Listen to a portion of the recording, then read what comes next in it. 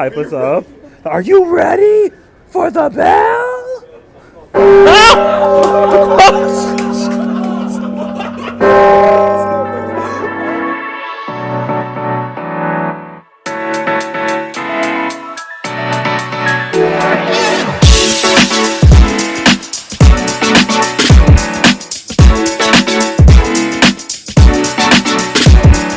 Hey guys, we are here.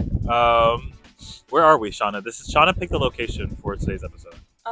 We are by Genetics and Bio at Okay. UC Berkeley. I love the view here.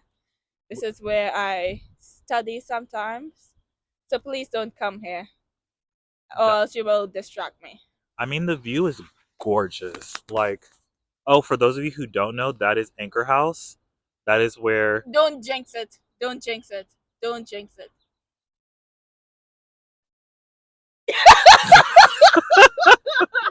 Mashallah. Today is my second day of Ramadan. Yes, I still, 10 ways and everything. no facts. I'm about to have a zero waste. Okay. I'm so hungry, Sean. It's kind of crazy. I feel like I'm giving all of my energy just for this podcast. But earlier today, I was in my room contemplating death. It was that real. I was like, I don't even know why am I here? I had to pray 4 times today, which I mean I'm supposed to be technically praying 5 times a day, but yeah, it was a lot. But we are here, and in today's episode, we're gonna be talking about India, which I know you have a lot of knowledge in that subject. No, I don't. No, I don't. I thought after Honestly, F that guy. stop it. I hated him. You already. It's funny because I didn't have to say the name. You already knew who I was about to talk about. You already knew who I was about to bring up. But okay. Quick question. So you know how people say the Caribbeans Yeah? are like the West Indies? The Caribbean? Yeah. Do you know why that is? I actually have no idea. Oh shit, I'm supposed to know this. I'm supposed to know this. I was thinking maybe it's because you know how they call Native Americans Indians? Yeah. So I was like maybe they're like the West Indians just to be racist because they just don't tell they can't tell the difference between minority groups. Honestly, I think there's also I think when Christopher Columbus came to the West Indies, he originally thought it was India.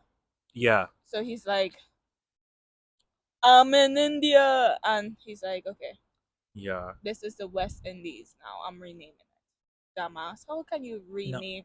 Let me not. Let me not. No, it's really sad and it's funny because in today's interview we talk about colonialism and how there's this white man's burden. They feel like they have to go out and help all the savage people transform to be civilized. Honestly, and the whole Christianity reform Yes, shit, yes.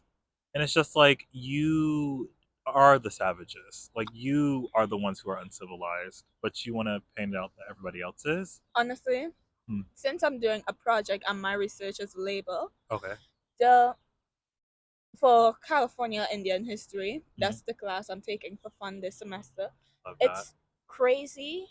While I'm reading this shit, it's like crazy that people coming, they go to the indigenous populace and they're killing them off, they're raping their women, they transitioning them to Christianity, they're doing all these crazy things that it's crazy. They're harming people and they're like, oh, look at these savages. What do you mean? They were living peacefully. Facts. You are the savage. No facts. And then my thing is they use religion. Oh my god, the sun is setting. Alhamdulillah, It my gets meal more is coming. beautiful when it's All the way yours here. down. Yeah. This is so beautiful, Shauna. Don't think of coming here. Honestly, Don't even think of honestly, Shauna, when I'm back in the dating pool again, No. tell me something fun that you learned this week. What I've learned is there's so many theories of why revolts were formed, and it's still being questioned. But one theory that I love the most is that some people can't revolt because they are surviving day to day, like they're trying their best to survive day to day. Yeah. And even though they can't fight back, they want to fight back, Yeah. they can't do that because they're trying their hardest to keep their head above Above the water. water Yeah. and just think of their day-to-day survival. You know, it's so funny. It's funny because your fact actually like links with mine. So like the craziest thing. So this week we were learning about sanctions Mm-hmm. and like how detrimental they are to not only the targeted people you're trying to affect, but it affects the entire population. So we were studying, or we were studying the case of sanctions with the U.S. against Iran, Uh-huh. and Iran? yes, Is that how you say it? Iran, yeah. I thought it's Iran. Sorry. No, well, that's the American way, but like the Arab way, I guess, is Iran. So many people have corrected me on this. Please, Shauna, just. No, no, no. You taught me something. Oh, did I? Oh, Yeah. that. Because like no, because I have a friend who is Arab and a friend who is not Arab, and every time I'm like Iran, they're like, ew. Iran. They're like it's Iran. I'm like, okay. Um.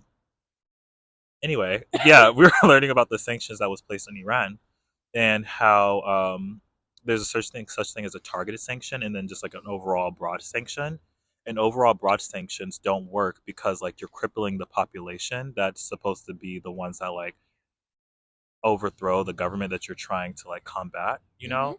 But like if you have sanctions on them and they can't afford the foods they need or like, you know, get the nutrients they need to like overthrow their leader and they're just like malnourished and, not well, it won't happen. So yeah, no, it's crazy because like that was I was literally going to say that is the I one thing I love learned how like today. our thoughts like kind of connect a lot. They do. We are going to get into this interview with Durham, and we're going to talk about India and all that good jazz. Also, the lighting is pretty good here too. But yeah, let's get into some things. Shauna, no, this is like a golden spot. I'm definitely coming back. Okay, people are coming down the Don't stairs. steal my place. This is a spot. Okay, bye guys. Bye. How are you doing? I'm great. I'm great. My life has been so better this semester. I can't tell you. Okay. Can wait, expand. Why has it been better? Because I'm getting good grades. I'm getting good grades and I'm getting my stuff done on I time. feel that. Same. Last semester, like I had a 3.2 GPA, and this semester I'm trying to round that up to like a strong 3.8. So we're off to a good start. Yeah, nice. Yeah. I like that. Really quick though, Yeah. please say your name for the people who don't know you. So, hey guys, my name is Dharm, and as you can know from the title, I'm from India. A little bit of backdrop for people who don't know. Yeah. Me and Durham met in Los Angeles when we were staying in like this hostel situation, not like a hostile situation, but like hostel as in like living situation. And like he and I were roommates, and it was like as soon as I met Durham, I was like, I fuck with this kid. Like he's dope, you know. And I hope the feeling was mutual. Oh, bro, definitely. Like, you've been one of the like coolest guys I've ever met in my life, and Right. especially after that, we have had so much experiences and memories together. I mean, literally, I have spent all my summer with you, traveling across LA, That and it couldn't be better than that. no facts. I remember like the first time we like talked, and you were like, "Oh, Yeah, this is my first time in LA," and I was yeah, yeah. like, "Oh, I have to show you LA. Like that's just the goal of this whole summer. Like I'm gonna show you LA. Like I And can't you have did you." show me LA, the valley, Yes, yeah. of course, everything. Yeah, I tried to show you as much as we could because I mean LA is huge. But yeah, no. So yeah, that's how we met, and we've been friends ever since. Please let the people know what is your major. Um, so I'm majoring in Bachelor's of Science in Unmanned Aircraft System. Genuinely excited for this episode because like Yeah. we're talking about like real things and like I have never been to India, so like your perspective in this, you know, podcast is going to be kind of the dominant one, only because Mhm. like all of the ideas I have of India are coming from like this Western institution that I am affiliated with, True. aka Berkeley. So yeah, this is like yeah, I'm super super excited for this. Okay, but let's get into the smoke. Yeah, yeah. What is one negative and one positive impact of England's colonization of India that you observe in present day society? So, like, what is one positive thing and one negative thing that you see that stemmed from England's colonial term? Let's start with a good note. For the positive side, I would say I think England has, in my opinion, has done. I mean, of course, it has done more damage than what it has helped the country. But I will tell you, one of the biggest things that England gave to India would be infrastructure. What I mean by is that is during colonization period, they established a lot of schools, hospitals, a lot of road network, railway system. During that time, we had one of the largest railway network, and till this time, we are using the same railway network system, and it's going strong and it's very efficient. So, like in that sense, even though the intent of them doing establishing all this, like for example them building and developing road systems and railway system was so that they can transport trades and goods from one place to another, and Yeah, just so it was, they did it out of that greed, right? yeah, They did it because they wanted to take benefits out of it, like they wanted to make their import exports and trading of and placing goods from one place to another yeah, efficiently, but at the same time, this helped us as a country. So like that's one of the things that I really think British helped India.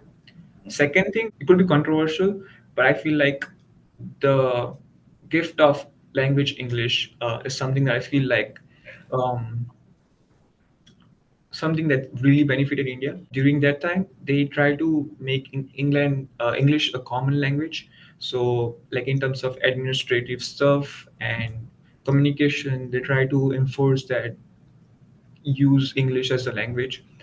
Um, yeah, and yes, it would also kind of go against the culture background of in people of India or communities living in India.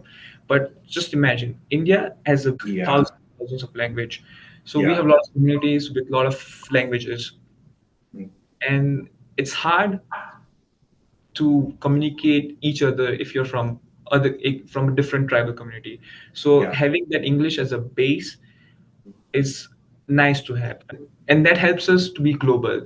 yeah, The language gives us that access to global world, in terms of trade, economics, travel, connection. It's yeah, like we as India can now be more connected to other parts of the country, other yeah. parts of the globe. So that's another thing that England gave us.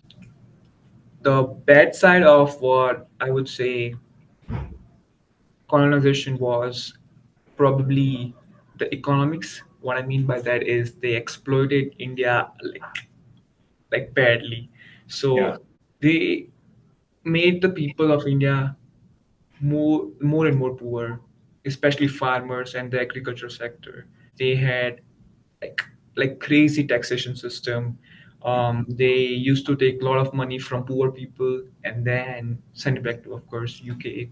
And then at the same time, the trade of goods, they used to, let's say, agriculture sector, so making of foods and grains. They did their production here, and then they took all the products and then took it to England. So the yeah, transportation of goods and spices really disrupted the agriculture sector of India.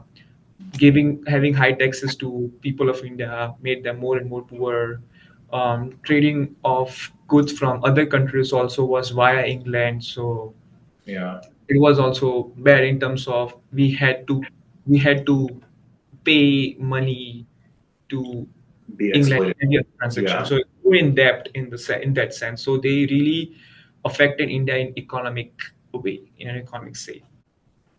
I'm gonna respond to it like the same way you responded to it, just for Yeah, continuity. But when it comes to the positives, the infrastructure of transit in India, I can see that as being a plus. Like, although it is like come stemming from a negative history, but like that is a glass half full POV, and like yeah, that is like one positive thing.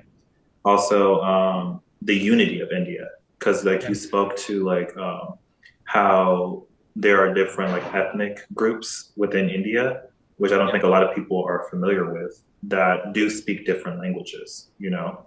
Yeah, yeah. So like although the introduction of English was forced, that introduction did build a united force in India. So like I True. do, and it builds a united force within the world. You know, like you and I are having a conversation, and we're like from two completely different sides of the world. You know, two different, genetic heritages. Like, but like the English language is the one thing that has brought us together. True. And I will not even one up. I will support your position with a position from an American point of view. Yeah. I feel the same way about slavery. As Mm-hmm. in, like, if I had to look for one positive thing, it would Mm-hmm. be the global connection that it built within the African community. The exploitation, the violence, all of that that came with it. Um, the one good thing that did come out of it was that we were included into the global conversation. Negative side, child. Okay, so I'm gonna say this off the rip. I genuinely despise Western history and Western actions in the past. Genuinely despise. Um, India, for example, let's just stay focused on India. The things that were done back in the 1700s and 1800s in India are the cause for the poverty that we see current day in India. And I think a lot of people don't really understand that. People who are not as knowledgeable on the subject, look at India as if like, oh, like it's just a bunch of people. Like they have the numbers because like they're the most populated, nation in the world. They just like can't figure it out. They're just not as developed, Yeah. which is a word I genuinely hate. But people don't understand poverty is created. Poverty doesn't just happen. It's not like this linear track from like to development. It's not you're impoverished and then you're developed. No, poverty is created and implemented. And when England did have colonial power over India, it was extremely exploitative. You know what I mean? Like England never at any point in history had the attention or the intention to include India in the England empire. Like that was never one of their goals. When it comes to taxation in India, it was extremely exploitative. Like taxes, for reference, the tax rate in India during the time of England control on Indians was around 50 to 80% of the income of the person. So actually, I have to give you an example. That's just insane. You should just Yeah. hear that's insane. Like that is the highest amount of tax that has ever been put on a nation to date. Um, and then like also the evil tactics of like destroying Indian industries that were currently in place. Back in the 1700s, before England became the ruler over India, India had 27% of the global wealth economically. So 27% of the wealth was in India. By the end of colonial rule, 250 years, amount of wealth dropped down to 3%. So like this nation was strong prior to England coming in and destroying it and has taken so much, not only physically with natural resources, but spiritually. You know what I mean? Like the fact that they were exploiting so much of the grain in India, so much of the grain where Indians weren't even able to feed their own people. And English people, the kings and queens and all the people in England knew this and continued to further exacerbate the issue, leading to major famines. Like, it's just like, come on, and it's not unique to India. This happened all over the world, even in China when we talk about the Opium Wars. Same thing with Africa. I hope I don't have to go into detail. I mean, I think we're pretty clear on what happened here. Yeah. Um, but yeah, those things are just unforgivable. And the fact that even in present day, there still hasn't been an acknowledgement. And when I mean like acknowledgement, not like in history books, I mean a financial acknowledgement. True. We're talking about like $43 trillion worth Yep. of natural resources that were extracted. Yeah, it's just it's that's a really really bad thing. Yeah. Yeah, and I'm sorry I went on a rant, but I'm just really passionate about this. It makes sense for you to be passionate, especially like coming from a global poverty and like global relations major. So this is something that touches your heart or your subject. So Yeah, yeah, and I yeah. feel for And I think the crazy thing is like a lot of people don't realize that we're in the same boat. You know what I yeah, mean? yeah, yeah, yeah. Like the same thing that was happening in India was happening in Nigeria. You know, was True. happening in Mali, was happening in China, was happening in the Americas. Like Yeah, these aren't independent, occasions. It's like we have so much in common, but higher people want to keep us divided. true. I'm going to leave that higher people vague because we have an office right now, but yeah, we'll leave it Yeah. at that. Next question. How has past conflicts between India and Pakistan shaped your perception of the country today? Pakistan as a country. Um, just to give a little bit background to the viewers, the conflict in my eyes started in 1947. It was time when the British India got like divided into two countries.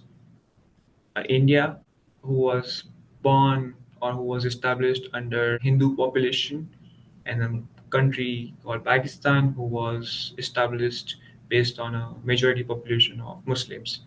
So, in my opinion, it was the partition was based on religion, and that was the time.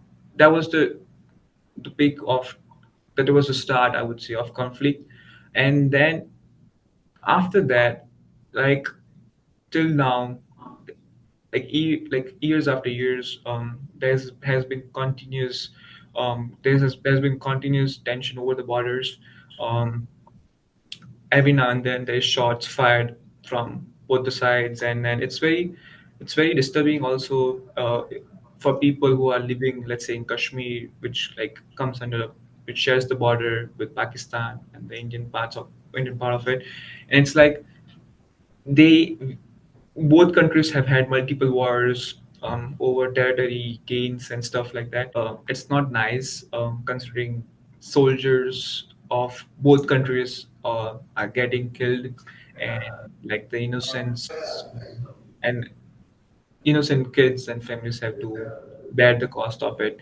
So in that sense, as a nationalist and as a love for my country and respect for it, I would never admire a country like Pakistan, considering what they have done throughout the years in terms of numerous catastrophic attacks, whether it's on the borders of Kashmir or whether it's in western parts of the world, of India, Gujarat, Mumbai, whatever. So like that's something that's like for me a reason for being as not being them as Yeah, friendly as country. yeah, as empathetic. um but also, I want to share this is like from a humanity perspective, what I genuinely feel is when I've never been to Pakistan, first of all, but I have talked with people, or I have like looked over the internet, and what I genuinely find is there's not all, but like there are some people who are so nice hearted. So like when you see vloggers, like foreign travelers going to their country and then just recording stuff and then showing their hospitality, it's just amazing. Like, they are very nice people. And I believe both nations share a huge history. Both countries love cricket a lot. We have this thing called like it's a rivalry. So like whenever there's an India versus Pakistan match, everyone shows up.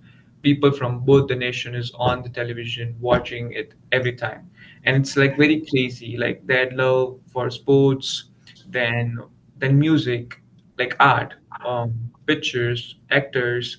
Both countries share a great history of poets, writers, singers, composers, and it's the language that both countries share, so Punjabi, Hindi, or like there's a very commonality between languages also, Urdu or even like that one factor is also like if I go to Pakistan today, I can communicate with them as easy as anyone else, and same for them. So in that sense, that's one also common thing.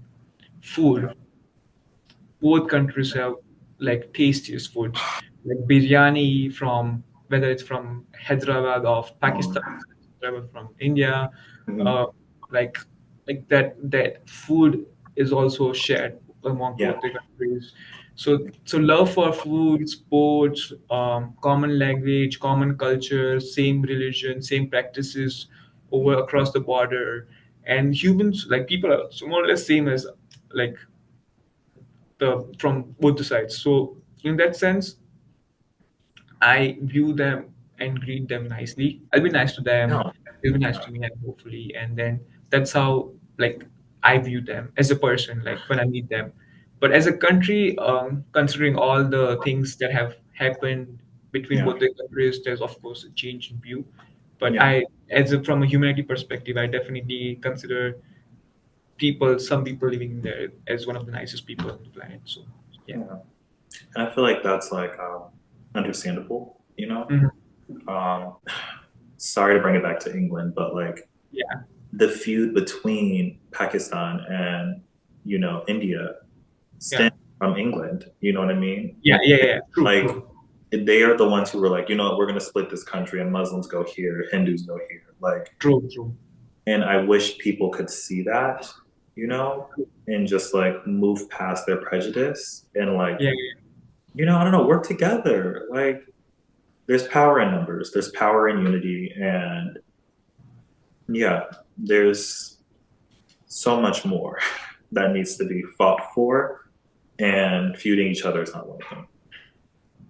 agree. Yeah. 100%. I And genuinely love this podcast so far. I think yeah, this may be like top two right now. No holy, cap. I'm not even capping. Like, this is the most I've ever talked about like global poverty in any of my podcasts. And that's like where my heart is. How do you feel modern technology has impacted life in India, mhm. especially in terms of work, education, and communication? The technological advancement in terms of communication has been so advanced, right? Um, for example, the positive outcome of that is that India has a lot of IT intellectuals or professionals who are working globally, who are providing their label regarding technology to other countries. So we as a country of like we as in India outsource computer related intelligence, and that's one part. But that's one benefit of having this boost in technological advancement. Another benefit would be um, I feel what I've seen as my personal experiences was in education. India has drastically shifted to digital education. What I mean by that is we as students we are open to more resources.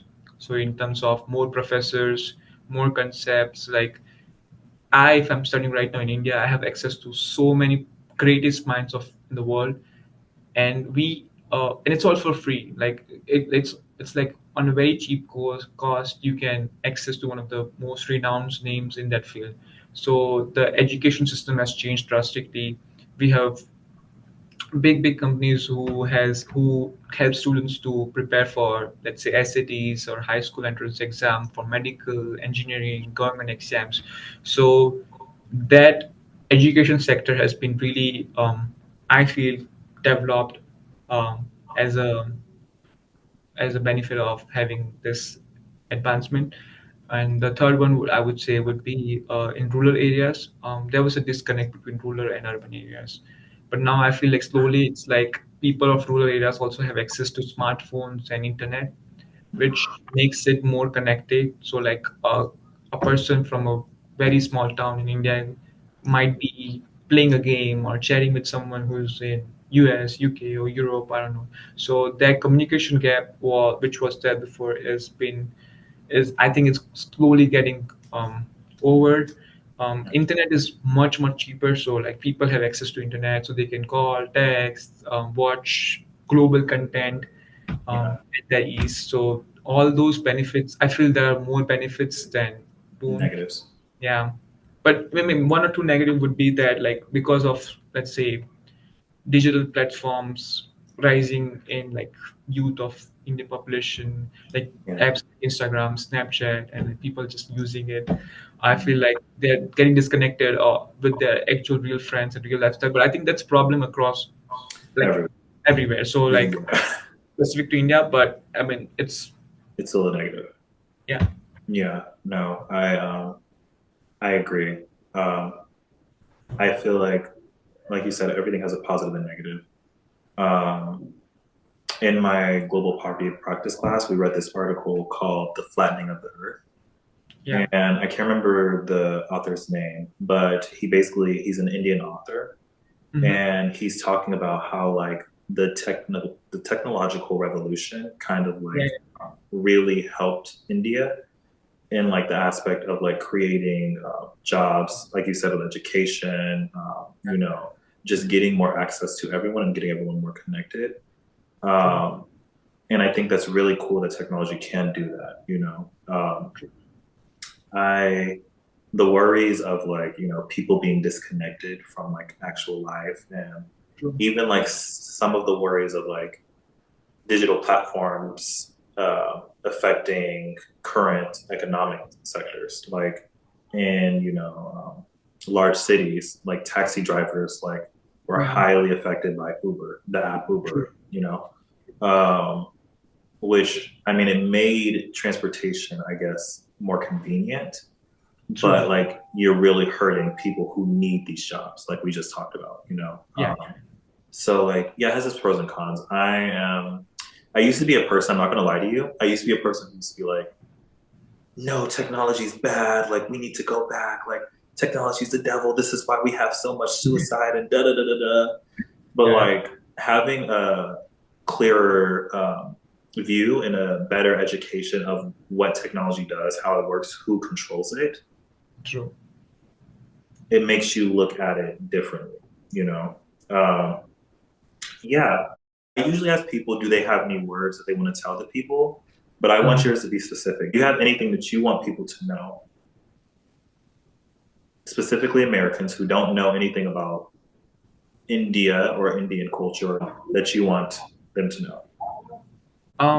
I would say what I would like you guys to is try to keep an open mind when you're reading and seeing stuff about India in media, especially if you're watching in like, let's say, CNBC or like BBC or no, like any Western media.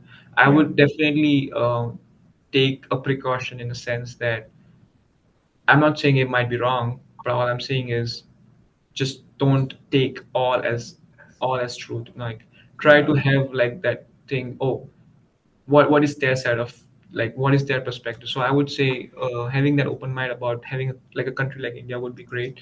And yeah, I mean, I would say if you have time, come visit us. That's it. I am. I feel like that was for me, and I am. Yeah, You have to show me around India. The same way I showed you LA, you have to show me India. yeah, sure. Bad. Sure. All right, bye, Duro. Bye. If you enjoyed today's episode, make sure to like, subscribe, and share.